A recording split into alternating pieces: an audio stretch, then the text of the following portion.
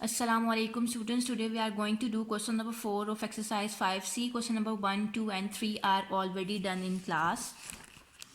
Okay, question number 4 is write vertically and add. What you have to do, first of all you have to write these quantities vertically and then आपने उसको add करना है. ठीक है, हम part B करेंगे. Part B में हमें क्या गिवन है 1 hour and 43 minutes plus 45 minutes. ठीक है, फर्स्ट ऑफ ऑल आप इसको वर्टिकली लिख लोगे like this.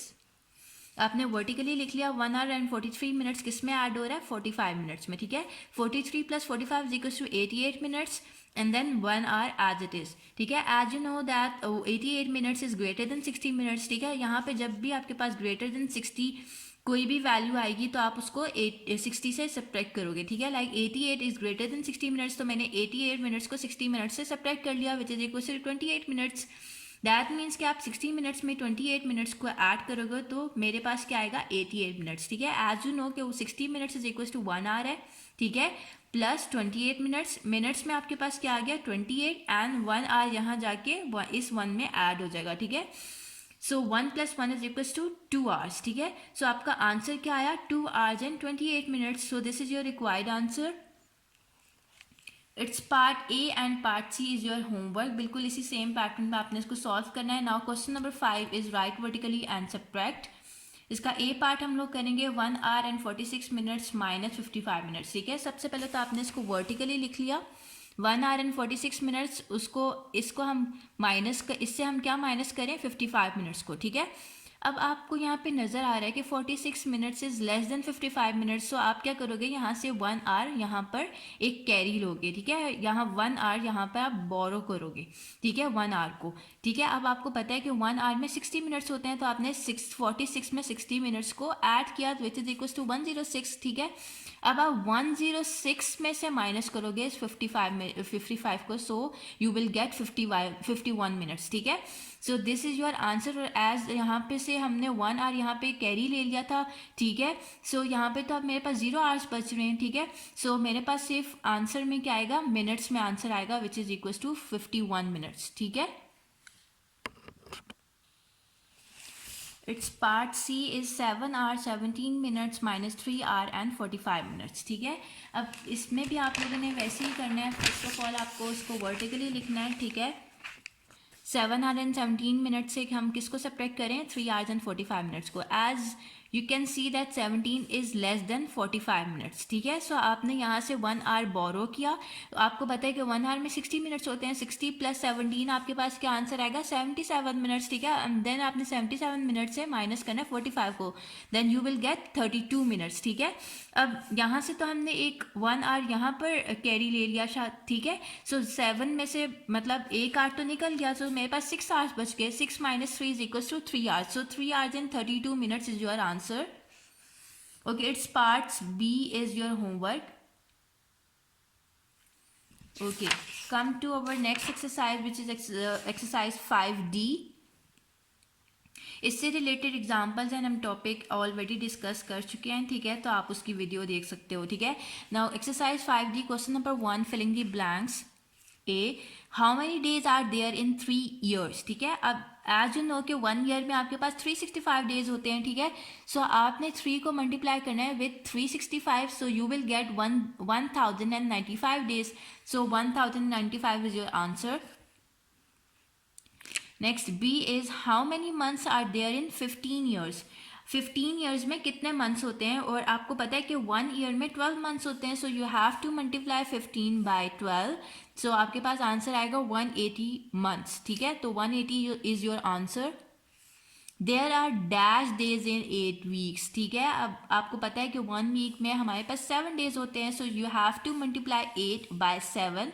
So you will get 56 days. ठीक है, so 56 days is your answer. Next D is 730 days are equal to dash years. आपको पता है कि 1 year में कितने डेज होते हैं 365 डेज. ठीक है, सो आपने सिंपली 730 को 365 डेज पे डिवाइड करना है. So you will gate 2 years. ठीक है, सो अब 2 years में मतलब कितने डेज आएंगे 2 × 365 करोगे तो 720 डेज आते हैं. ठीक है, सॉरी इट्स 730, ठीक है। जब टू को आप 365 डेज से मल्टीप्लाई करोगे तो 730 डेज आते हैं, ठीक है। तो 730 days are equals to 2 years. All right, there are dash years and dash days in 1835 days, ठीक है। अब आपने क्या करना है कि अब जब 5 years को 5 मल्टीप्लाई विद 365 करते हो तो आपके पास 1825 डेज आते हैं, ठीक है। अब आप 1825 डेज को इन 1835 डेज से माइनस करोगे तो 10 डेज बचते हैं, ठीक है। दैट मीन्स कि there are 5 years and 10 days in 1835 days. All right. Now question number 2 is state whether the following are true or false. First one is 8 years 9 months are equals to 452 weeks, ठीक है। आपने इसको पहले तो convert करना है weeks में, ठीक है। तो 8 years को वीक्स में कन्वर्ट करने के लिए आपको पता है 1 year में 52 वीक्स होते हैं, ठीक है। तो 8 मल्टीप्लाई बाय 52 करोगे प्लस ये तो मंथ्स को वीक्स में कन्वर्ट करने के लिए आपको पता है कि 1 मंथ में 4 वीक्स होते हैं। So you have to multiply this 9/4, ठीक है। तो 8 मल्टीप्लाई बाय 52 हो गया, ठीक है। इसको हमने ईयर्स में मतलब वीक्स में कन्वर्ट कर लिया, प्लस 9 मल्टीप्लाई बाय 4 किया तो ये भी वीक्स में कन्वर्ट हो गया। So 416 plus 36 is equals to 452 weeks. All right, so मेरे पास 8 years 9 months are equals to 452 weeks ही आ रहा है ना, ठीक है। So it's a true statement. Now B is 45 minutes is same as 3 years and 8 minutes. अब चेक कर लेते हैं हम लोग, ठीक है, कि 45 मंथ्स जो है मेरे पास 3 years and 8 months के इक्वल है। तो हम इसको जो है कन्वर्ट कर लेते हैं मंथ्स। 3 years को मंथ्स में कन्वर्ट करने के लिए मल्टीप्लाई बाय 12 करना पड़ेगा plus 8 as it is, because ये ऑलरेडी मंथ्स में है, ठीक है। तो 3 multiply by 12 equal to 36 plus 8 which is equal to 44 months, ठीक है। बट यहाँ पे तो 45 मंथ्स गिवन है, so it's a false statement. Now C is 94 days make exactly 13 weeks. हम चेक कर लेते हैं 13 वीक्स को हम डेज में कन्वर्ट करते हैं। 13 मल्टीप्लाई बाय 7 करना पड़ेगा, बिकॉज आपको पता है कि 1 वीक में 7 डेज होते हैं, ठीक है। तो सो 13 मल्टीप्लाई बाय 7 हमारे पास 91 डेज आ रहे हैं, बट यहाँ पे तो हमें 94 डेज गिवन है ना, so it's a false statement. A leap year comes after every 3 years. Yes, it's true, ठीक है, बिकॉज यहाँ पे गिवन था आपके पास, ये देखिएगा February has 28 days except in a leap year it has 28 days, ठीक है। In a solar calendar every 4th year is a leap year, मतलब सोलर कैलेंडर में हर 4th ईयर जो है हमारे पास लीप ईयर होता है, ठीक है। So it's a true statement के a leap year comes after every 3 years, so it's true. There are 52 weeks in a calendar year. Yes, it's true. 1 year में आपके पास 52 weeks होते हैं. All right. Okay. Now question number 3. Select the correct answer from the given options. This question number 3 is your homework. ठीक है, ये बहुत easy, आप लोग easily इसको कर सकते हो. Now question number 4 is change the given years into months. अब यहाँ पे हमें years में values given है, हमने इनको months में convert करना है, ठीक है. तो उसके लिए आप क्या करोगे, फर्स्ट वन इज 13 ईयर्स। अब 13 ईयर्स को मंथ्स में कन्वर्ट करने के लिए आपने क्या करना है, 1 ईयर में आपको पता है कि 12 मंथ्स होते हैं, ठीक है। So you have to multiply 13 by 12, ठीक है। सो मेरे पास मंथ्स में क्या आंसर आ रहा है, 156 मंथ्स, ठीक है। सो इतना आपने अपने ईयर्स को कन्वर्ट कर लिया इनटू मंथ्स, ठीक है। Its part B is your homework. Now question number 5 is change the given months into years and months, ठीक है। अब आपके पास यहाँ पर मंथ्स में वैल्यूज़ गिवन है, आपने इनको ईयर्स एंड मंथ्स में कन्वर्ट करना है, ठीक है। तो पार्ट बी हमारे पास है 20 मंथ्स, ठीक है। पार्ट बी आप लोग देख लो। अब एज यू नो कि 1 ईयर में 12 मंथ्स होते हैं, ठीक है। तो 20 मंथ्स को हमने ईयर एंड मंथ्स में कन्वर्ट करने के लिए सिंपली डिवाइडेड बाय 12 करना है, ठीक है। आप मंथ्स को ईयर्स में कन्वर्ट कर रहे हो, स्मॉलर टू बिगर में जा रहे हो ना, तो आपको पता है कि आप जब भी smaller value to bigger value में कन्वर्ट करते हो किसी भी चीज़ को तो आप डिवाइड करते हो। So you have to divide this 20 by 12, ठीक है। और आप लोगों ने जब स्टार्ट में यहाँ पर जब मैंने आपको ये कन्वर्जन्स बताई थी तो आपने देखा होगा कि जब हम मंथ्स को कन्वर्ट करते हैं, हियर इज मंथ्स, ठीक है। मंथ्स को जब ईयर्स में कन्वर्ट करते हैं तो आप डिवाइडेड बाय 12 करते हो, ठीक है। तो हमने डिवाइडेड बाय 12 कर लिया, यहाँ पे डिवीजन हुई है, ठीक है। 12 1 ज़ा 12 एंड रिमाइंडर मेरे पास क्या आ रहा है 8, ठीक है। So this question represents years, ठीक है। यहाँ पे मेरे पास ये जो क्वेश्चन में जो भी वैल्यू आएगी वो ईयर को रिप्रेजेंट कर रही होगी, जो रिमाइंडर है वो मंथ्स को रिप्रेजेंट कर रहा होगा, ठीक है। सो मेरे पास आंसर क्या आ रहा है 1 year and 8 months. All right, Now its part D is 120 months. 1 year में 12 मंथ्स है, सिंपली आपने 120 को डिवाइडेड बाई 12 किया तो मेरे पास आंसर आ रहा है 10 ईयर्स एंड रिमाइंडर इज 0. ठीक है, तो 10 years is your answer. Okay, it's part A, sorry, yes, it's part A and C is your homework. Sorry, question number 5, it's part A and C is your homework. All right, question number 6 is change 18 months into weeks. ठीक है, अब आपने कैसे convert करना है इसको.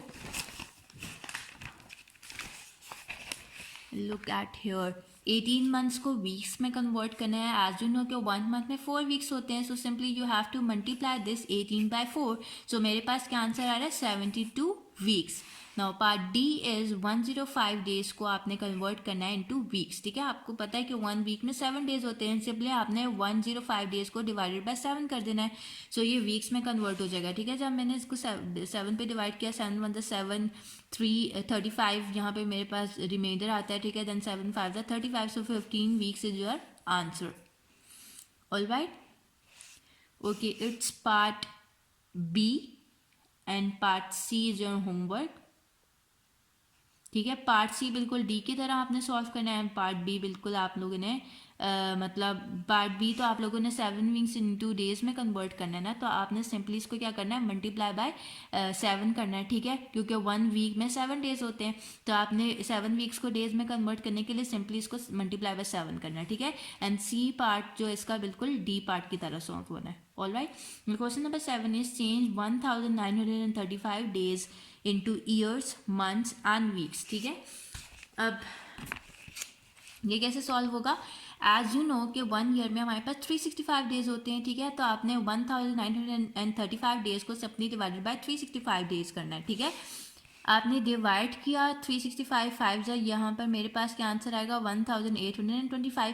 सो जब आपने इसको सब्ट्रैक्ट किया 1935 से, तो आपके पास आंसर आ रहा है 110 डेज. ठीक है, सो ये जो क्वेश्चन है बेसिकली ये ईयर्स को रिप्रेजेंट कर रहा है और ये क्या है रिमाइंडर डेज को रिप्रेजेंट कर रहा है. सो मेरे पास यहाँ पे 5 ईयर्स आ रहा है. ठीक है, और डेज मेरे पास क्या थे 110 डेज थे. अब आपने नेक्स्ट क्या आप लोगों ने करना है कि 1 मंथ में आपके पास 30 डेज होते हैं. ठीक है, तो आपने इस 110 डेज को डिवाइडेड बाय 30 करना है. जब आपने 30 पे डिवाइड किया तो आपके पास 3 मंथ्स एंड 20 डेज आ रहा है. ठीक है, आंसर ऑब्वियसली 30 3 90 है, 110 minus 90 is equal to 20 days आएगा.